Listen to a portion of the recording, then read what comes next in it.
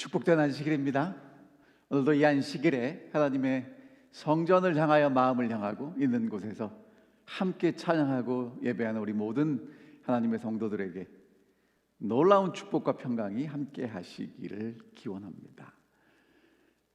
저희가 지난 40일 동안 함께 매일 말씀을 묵상하고 기도하는 일을 했습니다.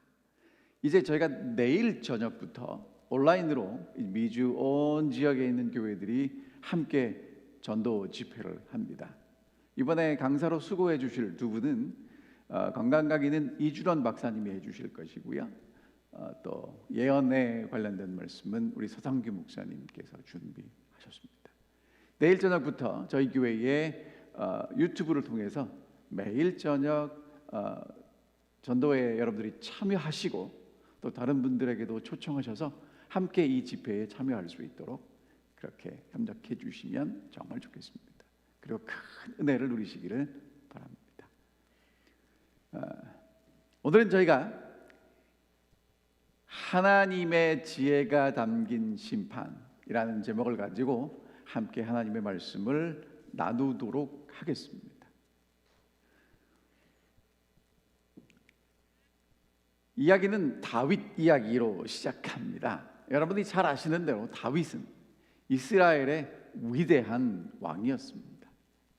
그래서 이스라엘 사람들은 다윗을 우리가 세종대왕, 광개토 대왕 그렇게 부르는 것처럼 The Great David 이렇게라고 부릅니다. 다윗 대왕 이렇게 불러요. 정말 하나님께서 다윗을 하나님의 마음에 합한 사람이라고 부르셨고 다윗이 어느 곳에 가든지 형통하고 전쟁에 이기게 하셨습니다. 그래서 이 다윗과 솔로몬 시대에 이스라엘이 차지했던 땅은 이쪽 이집트에서 저쪽 유프라티그리스 강까지 큰 넓은 땅을 차지했습니다. 그리고 이제 드디어 다윗이 그 후계자로 세운 사람이 여러분이 잘 아시는 대로 우리가 지혜로운 왕이라고 부르는 솔로몬이죠. 그럼 이제 솔로몬이 왕이 되었을 때의 상황을 저희가 함께 좀 살펴보도록 하겠습니다. 사실 솔로몬은요, 우리가 생각할 때 처음부터 위대하고 정말 지혜로운 왕은 아니었습니다. 존재감이 없었던 아주 새파란 젊은 왕이었습니다. 자, 먼저 다윗의 여러 아내들 중에 솔로몬의 어머니는 밧세바라고 불리지 않고 우리아의 아내라고 불립니다. 거기에서 아들이 태어났는데 다윗의 잘못으로 인하여 그 아들이 죽고 이제 또다시 태어난 아들이 솔로몬입니다. 서열상을 보면 왕이 될 차례가 오기까지는 너무 많은 순서가 있어서 오기가 쉽지 않습니다.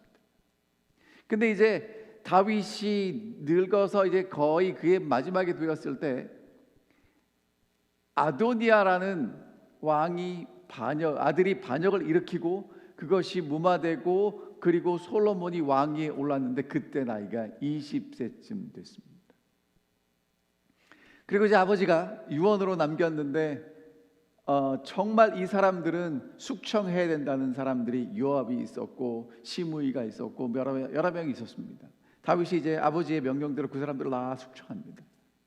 여러분, 그러면 이 젊은 왕이 되었는데 지지 기반도 없고 나이도 어리고 그리고 아버지의 명령대로 숙청을 하고 나면 많은 반대가 있을 텐데 어떻게 하면 좋겠습니까?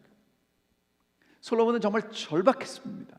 그래서 솔로몬이 선택한 것이 무엇이냐면 온 백성의 지도자들을 모아서 하나님께 번제를 드려야 되겠다. 여러분, 얼마나 답답하면 그렇게 했을까요?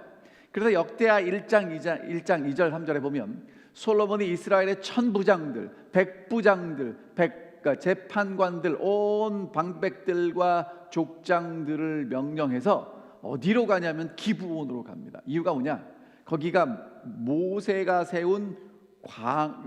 광야에서 세운 성소가 아직도 거기 있었기 때문에 그래요.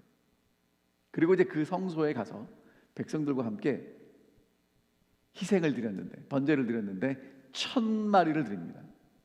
여러분, 지금 무엇을 우리가 알 수 있냐면 모세가 지은 성소는 그렇게 크지 않아요. 어쩌면 솔로몬이 그때 드렸던 1000마리의 이 희생 제사 제물이 성소를 가득 채우고도 남을 수 있을 만큼 솔로몬은 그만큼 정말 간절히 그것을 사모했고, 그래서 그 사모하는 마음으로 하나님께 제사를 드렸다는 것입니다. 하나님께서 솔로몬의 그런 마음을 아시고 밤에 나타나셨어요. 그리고 묻습니다. 내가 내게 무엇을 주었으면 좋겠냐? 구해봐라. 여러분, 솔로몬이 이제 하나님께 대답합니다.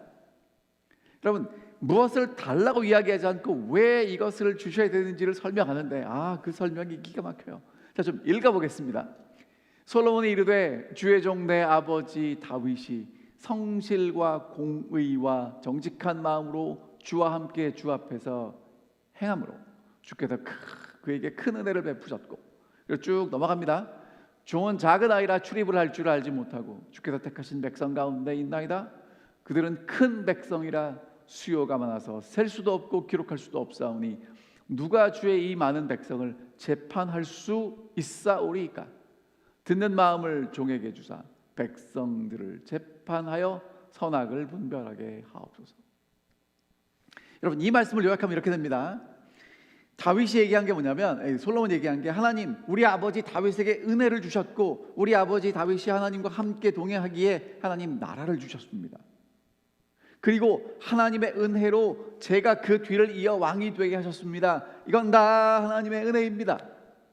그리고 이제 솔로몬이 하나님께 구한 두 번째 핵심이 뭐냐면 하나님, 그런데 이 허락하신 이 나라를 굳게 해 주십시오. 굳서게 해 주십시오. 부흥하고 발전하게 해 주십시오. 그런데 하나님께서 내게 주신 이 백성들이 정말 많습니다. 큰 백성입니다. 수요가 바다의 티끌 같습니다. 땅의 티끌 같습니다. 그런데 제가 어떻게 이 백성들을 재판할 수 있겠습니까? 듣는 마음, 지혜를 주셔서 이 백성들을 재판해서 무엇이 선하고 악한지 올바로 분별할 수 있게 해 주십시오. 이것이 솔로몬의 기도였습니다. 여러분, 솔로몬이 한 기도는요, 이 대단히 우리가 볼 때는 믿음 있는 기도이지만 솔로몬에게는 절박한 기도였고요.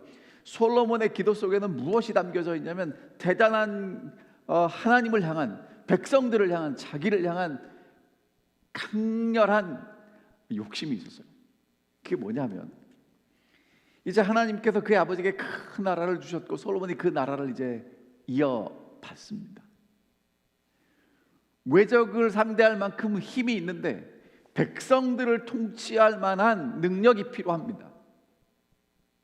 솔로몬에게 그것이 없는 거예요. 그 능력이 어디서 나오는 것인가? 법을 세우고 법대로 백성들을 잘 통치하면 되는데 하나님의 법은 이미 서 있고요. 하나님의 법대로 통치하는 그 핵심이 재판입니다. 올바로 백성들을 재판할 때 백성들은 그 법에 따라 왕을 신뢰할 수 있고, 그리고 그 신뢰가 나라를 굳게 세우는 것이었습니다. 솔로몬이 하나님께 구한 게 뭐냐면, 하나님, 제게 이제 하나님의 법을 주셨고 하나님의 나라를 주셨습니다. 하나님의 뜻대로 이 나라를 잘 세울 수 있게 해주십시오. 그러기 위해서는 하나님 제게 지혜를 주시고 하나님의 뜻을 잘 듣게 하시고 올바로 재판하게 해주십시오. 선악을 분별하게 해주십시오. 이렇게 기도하죠. 솔로몬이 이것을 구하매 그 말씀이 주의 마음에 든지라. 여러분, 하나님이 그 기도를 들으시고 너무 기분이 좋으셨어요. 그 다음에 이렇게 말합니다. 이 하나님이 그에게 이르시되 오직 송사를 듣고 분별하는 지혜를 구하였으니 내가 내 말대로 하여 내게 지혜롭고 총명한 마음을 주노니 그리고 또 구하지 아니한 부와 영광도 주시겠다고 말씀하십니다. 여러분, 솔로몬은요 구한 게 뭐냐면 백성을 재판하기 위한 지혜를 구했습니다. 다시 말하면 하나님, 이 백성을 올바로 재판해야 되는데 그것을 위해서 지혜가 필요합니다. 하나님 지혜를 주십시오. 그것을 구했다는 것이죠. 그것이 하나님의 마음에 들었고 하나님 마음 흡족하셨습니다. 그래서 구하지 않았던 것들까지 줍니다. 솔로몬이 깨어보니 꿈입니다. 이에 예루살렘에 이르러 여호와의 언약궤 앞에 서서 번제와 감사의 제물을 드리고 모든 신하들을 위해서 잔치합니다. 솔로몬이 확신이 생겼습니다. 자, 그 다음에 이제 우리가 잘 아는 솔로몬의 재판 이야기가 나오는데요, 그 이야기를 좀 함께 살펴보겠습니다. 그때에 두 창기 두 여자가 왕 앞에 와서 섰습니다. 여러분, 여기 등장하는 이 인물은요, 평범한 사람이 아니고요, 사실 이스라엘이라는 민족 가운데, 국가 가운데 좀 소외되고 배척받는, 이렇게 좀 멀리 하려고 하는 그런 사람들이 특별히 여기에 등장인물로 서게 됩니다. 이들이 와서 왕 앞에 이제 그들의 요구를, 억울함을 토로하는데요, 그 내용은 무엇이냐면 이렇습니다. 한 여자는 말하되 내 주여, 나와 이 여자가 한 집에서 사는데 내가 그와 함께 집에 있으며 해산하였더니 내가 해산한 지 사흘 만에 이 여자도 해산하고 우리가 함께 있었고 우리 둘 외에는 집에 다른 사람이 없었나이다. 그러니까 이제 그 상황을 설명하는 거예요. 우리 둘이는 한 집에 사는데 우리 둘만 그 집에 있었고 내가 이제 때가 돼서 해산해서 아이를 낳고, 그리고 이제 3일 뒤에 저 여자도 해산해서 아이를 낳았는데 우리 둘만 사는 집입니다. 그런데 밤에 저 여자가 그의 아들 위에 누움으로 그의 아들이 죽으니 그가 밤중에 일어나서 이 여종, 내가 잠든 사이에 내 아들을 내 곁에서 가져다가 자기 품에 누이고 자기의 죽은 아들을 내 품에 누였나이다. 아침에 내가 내 아들을 젖 먹이려고 일어나 본즉 죽었기로 내가 아침에 자세히 보니 내가 낳은 아들이 아니더이다 하며. 여러분, 사실 이 내용은요, 시간 순서대로 돼 있지만 사실은 아침에 일어나 보니 내 아들이 죽었다는 것을 깨달은 여인이 잠든 사이에 있었던 일을 자기가 이해하고 해석하는 대로 이야기하는 것입니다. 본 적은 없어요. 우리 둘 다 밤에 누웠는데 그런데 저 여자의 아들이 밤새 어떤 일이 있었는지 모르지만 죽었어요. 그리고 밤중에 일어나서 그 여자의 아이와 내 아이를 바꾸어 놓은 것이 분명합니다. 왜? 아침에 일어나서 보니까 내 품에 있는 아이는 내 아이가 아니에요. 그리고 저 여인의 품에 있는 아이를 보니까 내 아이예요. 그러면 여러분, 이거는요, 사실은 이 아들, 살아있는 아들을 빼앗기고 죽은 아이를 품에 안은 여인의 개인적인 경험한 이야기이지 증명된 것은 없습니다. 그랬더니 다른 여자가 뭐라고 했냐면, 아니라 산 아들은 내 아들이고 죽은 아들은 내 아들이라고 그 앞에서 얘기하는 거예요. 그랬더니 이 여자는 아니라 죽은 아들은 내 아들이고 산 아들은 내 아들이다 라고 왕 앞에서 서로 쟁론합니다. 여러분, 이게 정말 어떻게 해결해야 될지 알지 못하는 정말 힘들고 어려운 상황이에요. 아무도 본 사람은 없고요, 둘 다 아이를 낳았는데 하나는 죽었고 하나는 살았습니다. 두 엄마가 다 살아있는 아들이 내 아들이라고 주장합니다. 요즘 같으면 굉장히 쉽게 됩니다. DNA 판독해서 누가 엄마인지 아닌지 탁 가려내면 될 텐데, 그때는 그런 실험하고 증명할 수 있는 길이 없었을 때 있죠. 자, 왕이 이르되 이 여자는 말하기를 산 것은 내 아들이요 죽은 것은 내 아들이라 하고, 저 여자를 말하기를 아니라 죽은 것이 내 아들이요 산 것이 내 아들이라 하는도다. 솔로몬 왕이 그것을 가만히 보고 정리하는 내용입니다. 한 여자는 산 것은 내 아들이고 죽은 것은 내 아들이라고 말하고, 저 여자는 아니라 죽은 것은 내 아들이라고 산 것은 내 아들이라고 얘기를 하는데, 이 어린아이들 엄마도 똑같은 이스라엘 사람들이고 아이들도 똑같은 이스라엘 사람들인데 그게 누구 아들인지 어떻게 알겠어요? 그래서 왕이 이제 판단을 합니다. 재판을 합니다. 칼을 가져와라. 그 다음에 이제 아이 둘을 반으로 나누어서 공평하게 반은 한 사람에게 반반씩 주라고 이야기를 하죠. 그랬더니 산 아들의 어미 되는 여자가 그 아들을 위해서 마음이 불붙는 것 같았습니다. 왜냐? 그렇게 하면 내 아이도 죽잖아요. 왕에게 아뢰되 청컨대 주여 사나이를 그에게 주시고 아무쪼록 죽이지 마옵소서라고 얘기를 하고, 다른 여자는 뭐라고 얘기하냐면 내 것도 되지 말고 내 것도 되지 말게 나누라고 이야기를 합니다. 그때 왕이 정말 유명한 판단을 하죠. 왕이 대답하여 이르되 사나이를 저 여자에게 주고 결코 죽이지 말라.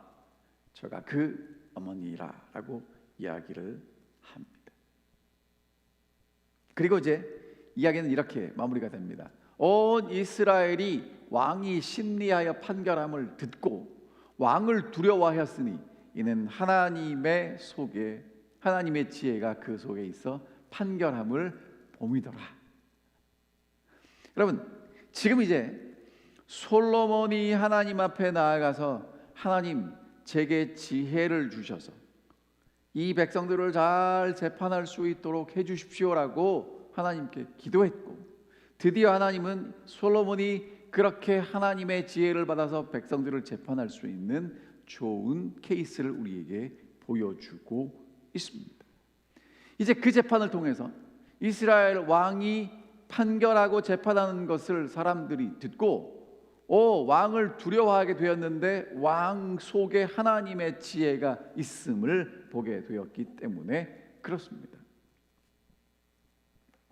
자, 그러면 왜 솔로몬의 첫 재판에 등장하는 인물이 두 명의 창기일까요? 여러분, 왜 태필이면 많은 사람들 중에 이 두 여인, 특별히 이 그냥 평범한 사람도 아니고 소외받는 계층일까요? 재판에 등장하는 두 주인공은 평범한 백성이 아닙니다. 소외받는 계층입니다. 사실 예수님 당시에 그 바리새인과 세리의 비유를 보면 하나님 앞에 뭐 떳떳하게 나갈 수도 없는 그런 계층의 사람들이에요.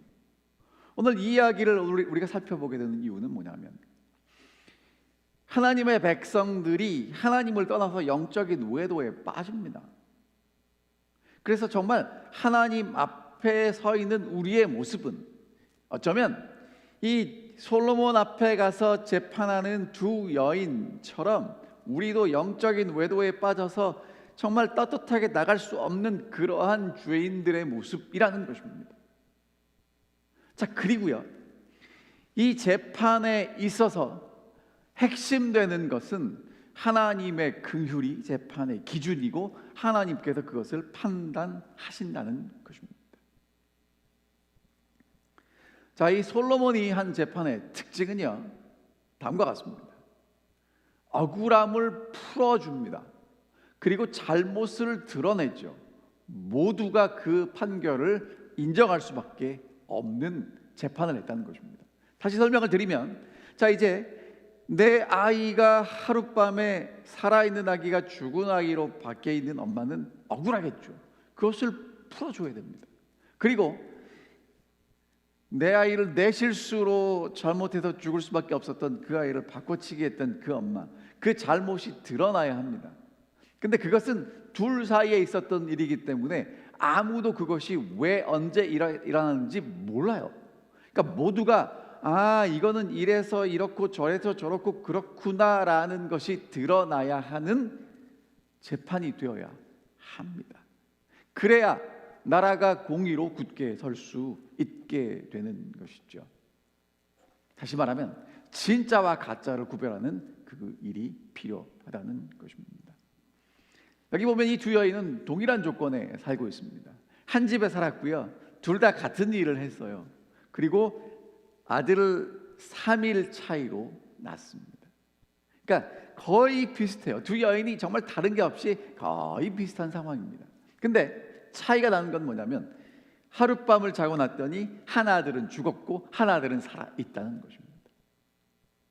그리고 두 엄마는 그 살아있는 한 아들을 놓고 둘 다 내 엄마, 내가 이 아이의 엄마라고 주장하고 있다는 것입니다. 여러분, 누가 그 아이의 엄마일까요? 요즘 같으면 간단하게 해결이 됩니다. 피를 뽑고 유전자를 살펴보면 누가 진짜 엄마인지 알 수 있지요. 그러나 예전에는 그런 것이 없었어요. 어떻게 알 수 있어요? 자, 하나님이 솔로몬에게 주신 지혜는 무엇인가? 솔로몬이 하나님께 들은 그 말씀은 무엇인가? 칼로 아이를 잘라서 나눠주라는 것입니다. 어쩌면 극단적인 판결일지도 모릅니다. 그런데 그 판결에 대한 두 엄마의 반응은 내가 누구인지를 드러내기에 충분했다는 것입니다. 가짜와 진짜를 스스로 증명했습니다. 그 아이의 친모는 공평한 것보다 뭐가 더 중요했냐면 내 아이가 사는 것이 더 중요했어요. 그래서 아니라고, 그렇게 재판하지 말라고 합니다. 그런데 가짜 엄마는 공평한 것이 중요했습니다. 내 아이가 죽었으니 저에도 왕이 명령한 대로 칼로 반을 잘라서 나누자는 것이죠. 그 왕의 판결에 따른 두 엄마의 반응이 누가 진짜 엄마이고 누가 가짜 엄마인지를 우리에게 보여주고 있습니다. 여기에 하나님의 지혜가 담겨 있고요. 그리고 모두가 아하, 누가 진짜 엄마이구나, 어떤 누구도 의심 없이 모함 없이 분명하게 해결되었다는 것이죠. 솔로몬의 재판의 기준은 하나님의 율법이었습니다. 어떻게 알 수 있냐면 로마서 13장 10절에 이렇게 말씀하십니다. 사랑은 이웃에게 악을 행하지 아니하나니 그러므로 사랑은 율법의 완성이니라. 자, 솔로몬이 한 재판의 기준은 하나님의 율법이었고요. 하나님의 율법을 적용하는 것이 사랑입니다. 그래서 어떤 엄마가 정말 그 아이를 사랑하는지를 증명함으로써 누가 친모이고 누가 가짜 엄마인지를 솔로몬은 분명하게 드러냈다는 것입니다. 그 아들을 위해서 가짜 엄마는 공정하게 공평하게 재판하라고 요구했습니다. 하지만 진짜 엄마는 공평하고 공정한 것보다 중요한 것이 무엇이냐면 내 아이가 죽지 않고 사는 것입니다. 마음이 불붙는 것 같습니다. 정말 저 왕이, 경험도 없는 저 새파란 왕이 공평하게 재판한다고 내 아이까지 정말 갈라서 나누어 준다면 공평하겠지만 내 아이는 죽는 거예요. 여러분, 이 마음이 불붙는 것 같아서라는 이 히브리어가 라함인데 사랑, 긍휼, 자비, 그리고 자궁이라는 뜻이 있어요. 이 엄마의 사랑이 거기 나타나 있는 거죠. 아들을 사랑하는 그 엄마의 마음, 그 마음을 누가 헤아렸냐 하면 하나님께 지혜를 구한 솔로몬이 헤아리는 것입니다. 솔로몬의 마음속에 하나님은 그 긍휼을 이해하는 마음을 넣어주셨고 율법의 문자가 아닌 율법의 정신이 무엇인지를 깨닫게 하시면서 올바르게 재판하도록 만드셨다는 것입니다. 가짜 엄마는요, 죽은 아이를 살아있는 아이와 바꿉니다. 어떻게 그렇게 할 수가 있을까요? 참, 여러분, 내 아이가 살았는데 어쩌다가 죽었어요. 그러면 그 아이를 슬퍼해야 되는데 이 엄마는 살았든지 죽었든지 보다 중요한 게 뭐냐면 내가 그것을 가지고 있는 거예요. 소유가 최우선이 되는 가치관을 가지고 있습니다. 생명을 소중하게 여기질 않아요. 사랑이 뭔지 알지 못합니다. 하나님이 어떤 분이신지, 하나님이 우리를 사랑하신 것이 무엇인지도 몰라요. 그냥 하는 거예요.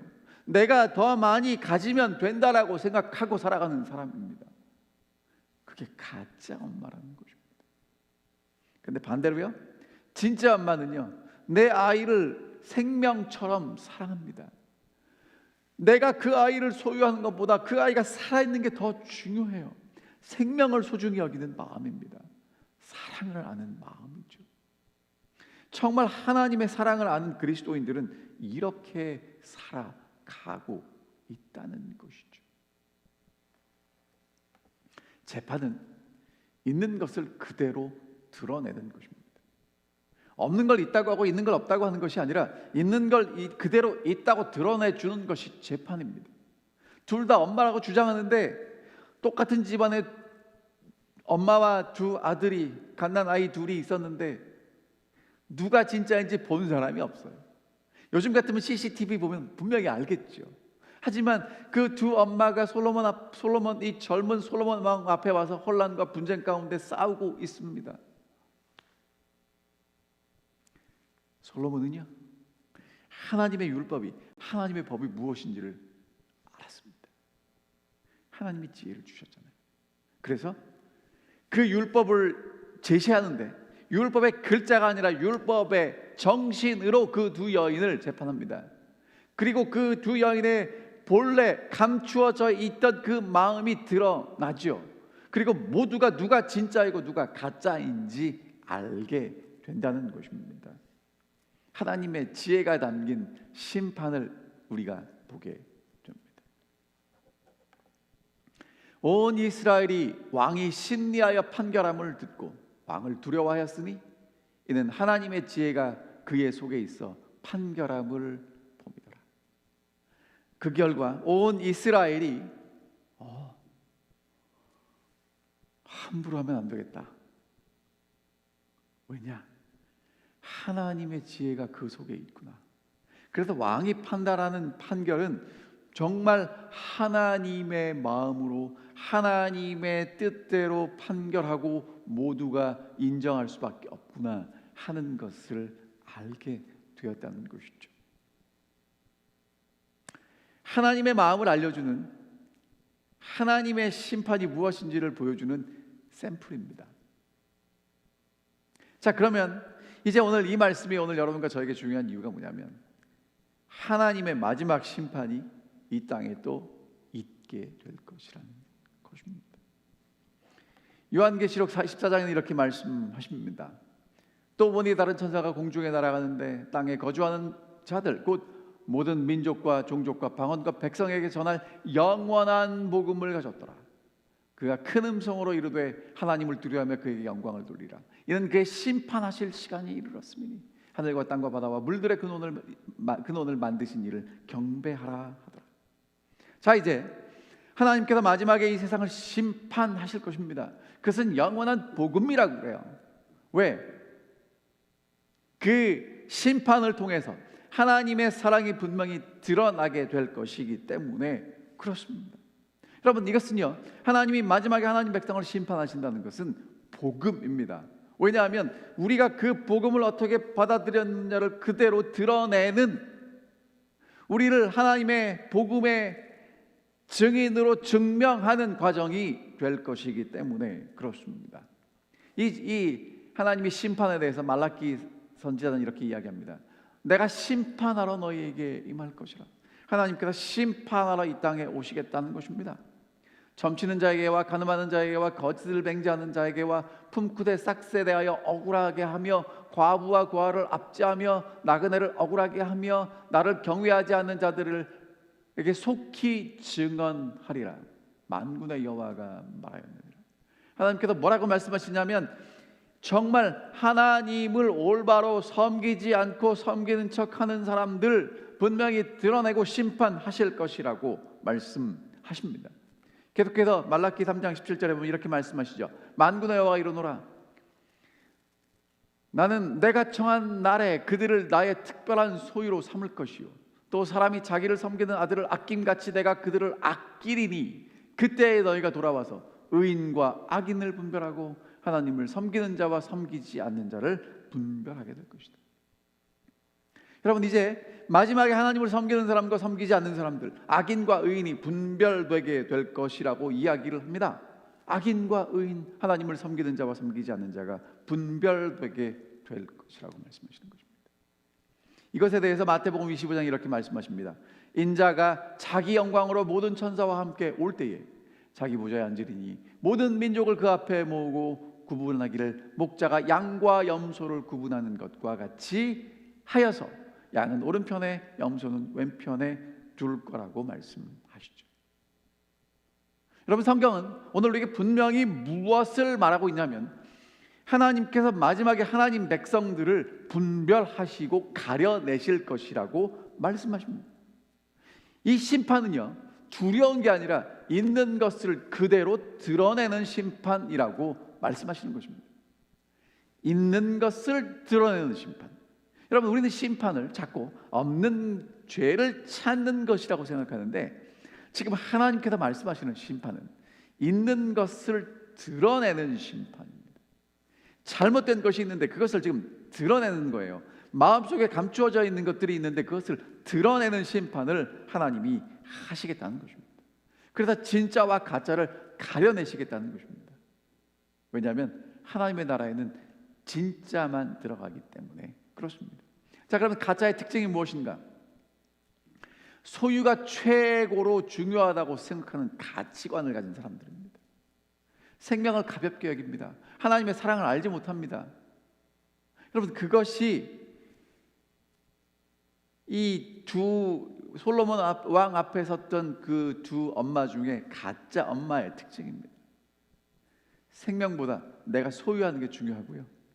그리고 정말 사랑하는 마음이 없어요. 그런데 겉으로 볼 때는 아무도 그것을 눈치채지 못하는 그런 엄마입니다. 가짜 그리스도인들은요, 그런 사람들이에요.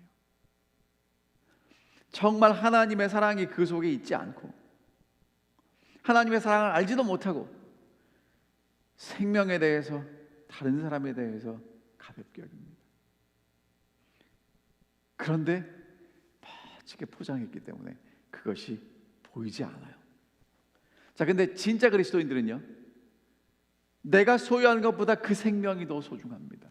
생명을 소중히 여기는 마음이 있습니다. 사랑이 무엇인지를 압니다. 하나님의 마음으로 그 사람들을 사랑하고 살아갑니다. 그래서 과감히 포기할 수 있는 사람들입니다. 이유가 뭐냐면 내가 소유하는 것보다 그 생명이 더 소중하기 때문에 그렇습니다. 하나님이 마지막에 세상을 심판하신다고 말씀하십니다. 진짜와 가짜가 섞여 있기 때문에 그렇습니다. 알곡과 가라지가 섞여 있기 때문에 그렇습니다. 심판의 기준은 무엇인가? 하나님의 율법입니다. 하나님의 사랑입니다. 정말 이 마음 속에 이 사람이 사랑이 있는지 없는지를 하나님이 분별하신다고 말씀하십니다. 여러분, 심판은요, 겉에 있는 것을 분별하는 것이 아니라 그 마음속 깊이 있는 것을 끄집어내고 본심을 드러내서 누가 진짜이고 가짜인지, 누가 양이고 누가 염소인지, 누가 알곡이고 가라지인지를 드러내는 그 과정이 마지막에 분명히 있게 될 것이라고 말씀하십니다. 그것은 하나님의 지혜대로 살아가는 심판입니다. 여러분, 하나님의 마음을 품고 사는 사람들이요, 하나님께서 심판하실 때 정말 의인이라고, 의롭다고 심판하실 사람들, 어떤 사람들이냐면요, 동족의 구원을 위해서 기도했던 모세입니다. 여러분, 모세가 이스라엘 백성들이 금송아지 놓고 숭배하고 그랬을 때 하나님 앞에 가서 뭐라고 기도하냐면, 하나님, 이 사람들 구원해 주십시오. 이 사람들 살려 주십시오. 하나님, 만약에 가능하다면 내 이름 하나님의 생명책에서 지우고 이 사람들 살려 주십시오. 그렇게 기도했던 모세입니다. 사도 바울의 기도를 보면 사도 바울도 동일한 기도를 합니다. 하나님, 이 민족, 내 민족 구원해 주십시오. 이 사람들 살려야 합니다. 만약에 그것을 위해서라면 내 생명까지 바치겠습니다 하는 기도를 했습니다. 예수님은 십자가에서 온 인류를 위해서 그런 기도만 한 게 아니라 예수 그리스도의 생명을 바쳐가면서 우리를 사랑하셨습니다. 우리를 구원하셨습니다. 여러분, 이것이 하나님이 우리를 얼마나 사랑하시는지 우리에게 보여주는 하나님의 긍휼이라는 것입니다. 하나님의 사랑이라는 것입니다. 여러분, 그 사랑이 오늘 여러분과 저를 판단하는 마지막 유일한 기준이고 재판의 근거가 될 것이라고 말씀하십니다. 여러분, 이것은 없는 것을 드러내는 것이 아니라 우리가 어떻게 살았는지를 우리 마음속 깊은 것을 끄집어내서 드러내는 심판이 될 것입니다. 야고보 선지자는 이렇게 얘기합니다. 누구든지 온 율법을 지키다가 그 하나를 범하면 모두 범한 자가 되나니 간음하지 말라 하시니가 또한 살인하지 말라 하셨은즉 내가 비록 간음하지 아니하여도 살인하면 율법을 범한 자가 되느니라. 너희는 자유의 율법대로 심판을 받을 자처럼 말도 하고 행하기도 하라. 긍휼을 행하지 아니하는 자에게는 긍휼이 없는 심판이 있으리라. 긍휼은 심판을 이기고 자랑하느니라. 여러분, 이 야고보 사도가 정말 이 율법에 대한 이야기를 쭉 하다가 그가 말한 그 결론이 뭐냐 하면, 긍휼을 행하지 아니한 자에게는 긍휼이 없는 심판이 있고요. 다시 말하면 하나님의 마음과 하나님의 사랑과 하나님의 긍휼이 무엇인지를 알지 못하고 살아갔던 사람들에게는 심판이, 긍휼 없는 심판이 올 수밖에 없다는 거예요. 하지만 그 긍휼은 심판을 이기고 자랑한다고 이야기를 합니다. 여러분, 솔로몬이 했던 재판은 오늘 우리에게 그것을 보여줍니다.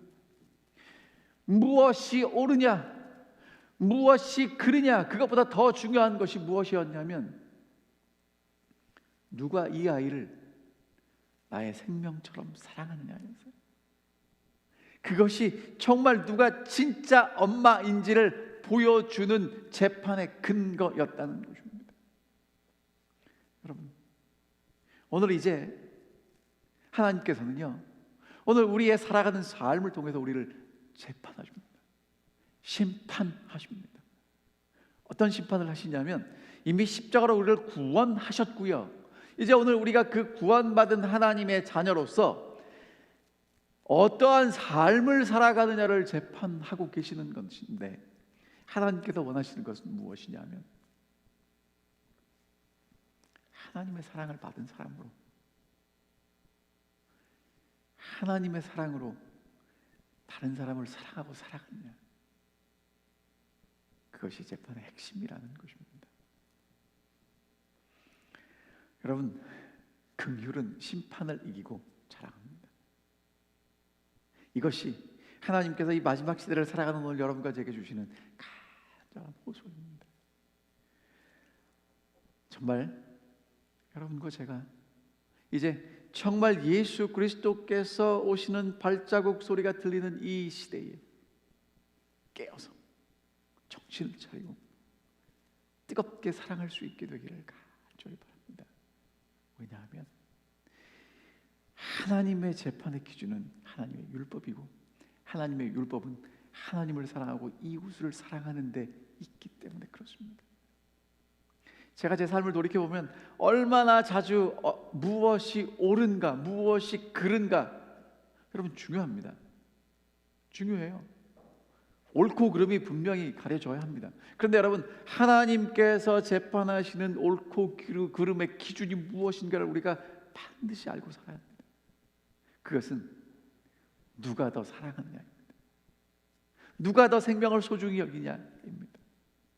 그것이 우리를 하나님 앞에 서게 하는 유일한 이유와 근거가 될 것이라고 말씀하십니다. 긍휼은 심판을 이기고 자랑하느니라. 자, 그래서 우리가 솔로몬의 삶을 통해서 배울 수 있는 것 무엇인가? 우리가 정말 솔로몬처럼 지혜로운 삶을 살기를 원하면 어떻게 해야 될 것인가? 이렇게 살면 될 것 같습니다. 정말 하나님의 은혜를 간절히 사모하는 마음이 필요합니다. 그리고 솔로몬처럼 하나님의 말씀을 듣는 마음이 필요하죠. 여러분, 솔로몬이 그가 백성들을 통치하는 그 일을 위해서 하나님 앞에 나아갔고요, 그리고 하나님께 그 말씀을 듣습니다. 오늘 여러분과 제가 이 시대에 솔로몬과 같이 지혜로운 사람으로 살아가기 위해서 해야 될 것이 무엇인가? 하나님 앞에 나아가야 합니다. 그리고 하나님의 말씀을 들어야 합니다. 하나님께서 우리에게 뭐라고 말씀하시는지를 들을 때 하나님의 지혜가 담긴 심판과 하나님의 지혜가 담긴 삶을 살아가게 될 것이고, 그런 우리의 삶을 통해서 하나님은 우리를 두려운 존재가 되게 하실 것입니다.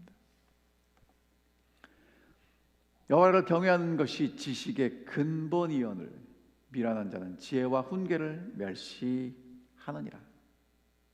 여러분, 여호와를 경외하는 것, 하나님을 존중히 여기는 것, 하나님을 사랑하는 것, 우리의 지식의 근본이라고 말씀하십니다. 근데 미련한 자는 그것보다 더 소중한 것이 있다고 생각하고 살아가는 사람들이죠. 잠언 1장 23절에 이렇게 말씀하십니다. 나의 책망을 듣고 돌이키라.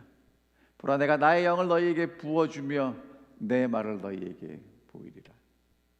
여러분, 하나님께서 이렇게 말씀하십니다. 하나님의 말씀을 듣고 돌이키면 하나님께서 하나님의 영을 부어주실 것이고, 우리 마음에 하나님의 사랑으로 가득 차게 하실 것이고, 우리가 정말 부족하고 하나님을 떠나서 우리 마음대로 살아가는 존재일지는 모르지만 오늘 우리가 하나님께로 돌이킬 때, 하나님께로 돌아갈 때 하나님의 영을 부어주시고 정말 무엇이 사랑인지를, 어떻게 살아가야 할지를 우리에게 보여주시겠다고 약속하십니다. 사랑하는 성도 여러분, 하나님께서 오늘 우리를 향해서 초청하십니다. 내게로 오라는 것입니다.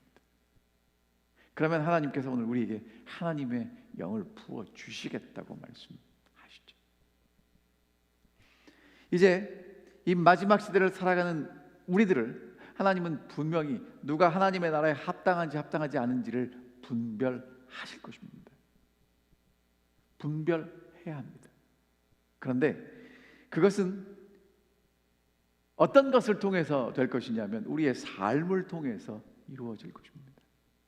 정말 하나님의 영께서 우리 마음속에 역사하실 때 우리가 정말 하나님의 사랑의 마음으로 다른 사람을 대하는 그것이 우리가 하나님의 나라에 합당한 사람으로 우리를 만들게 될 것입니다. 하지만 하나님의 백성으로 살아가면서 여전히 내 마음속에 하나님이 주시는 사랑의 마음이 아닌 다른 것으로 채우게 되면 우리가 흉내는 낼 수 있고 처럼 보일 수 있을지는 모르지만 결정적인 순간에 우리가 하나님께 합당하지 않은 사람임을 드러낼 수밖에 없을 것입니다. 그것은 하나님이 아시고 내가 알고 세상 모든 사람들이 알 수밖에 없는 그런 심판일 것입니다. 하나님께로부터 분별력과 능력을 받은 사람이 그의 성별을 유지하고 있는 한 높은 지위를 갈망하지 않을 것이며 남을 다스리고 지배하려고 노력하지도 않을 것이다. 사람들은 필연적으로 책임을 져야 하나 참 지도자는 최상권을 잡으려고 싸우는 대신에 선악을 식별할 수 있는 지각 있는 마음을 달라고 기도할 것이다. 오늘 여러분과 제가 이제 이 마지막 시대를 살아가면서 하나님의 재판 앞에 서야 될 사람들로 살아갈 때 정말 기도해야 될 것이 무엇인가? 솔로몬이 기도한 대로 하늘아버지 지혜 있는 마음을 주시고 선악을 분별하게 하옵소서. 오늘 우리가 정말 이 시대에 무엇이 옳고 그른 것인지 하나님의 지혜로 선악을 분별하면서 하나님의 뜻에 우리 자신을 맞출 수 있게 되기를 간절히 바랍니다. 이스라엘이 왕이 심리하여 판결함을 듣고 왕을 두려워하였으니 이는 하나님의 지혜가 그 속에 있어 판결함을 봄이더라. 온 이스라엘은 솔로몬이 판결하고 재판하는 것을 보고 두려워했습니다. 이유가 무엇인가? 하나님의 지혜가 그 속에 있었기 때문에 그렇습니다. 사랑하는 성도 여러분, 정말 여러분 모두가 제 자신을 향해서 호소합니다. 하나님의 지혜가 이제 우리 마음속에 깃들게 되기를 간절히 바랍니다. 하나님의 마음으로 우리가 다른 사람을 바라볼 수 있게 되기를 간절히 바랍니다. 왜냐하면 오늘 여러분과 제가 이 마지막에 하나님의 백성으로 굳게 서기 위하여 필요한 것이 하나님의 은혜이고 하나님의 긍휼한 마음이기 때문에 그렇습니다. 정말 여러분과 제가 하나님 앞에 굳게 서서 하나님이 우리에게 채워주시는 그 사랑의 마음으로 우리 자신을 보고 우리의 이웃들을 보고 그리고 서로 사랑하는, 그래서 하나님의 사랑의 놀라운 뜻이 구현되는 것을 경험하는 그런 사랑하는 주의 아들과 딸들이 되시기를 간절히 바라면서 오늘 말씀을 줄이도록 하겠습니다.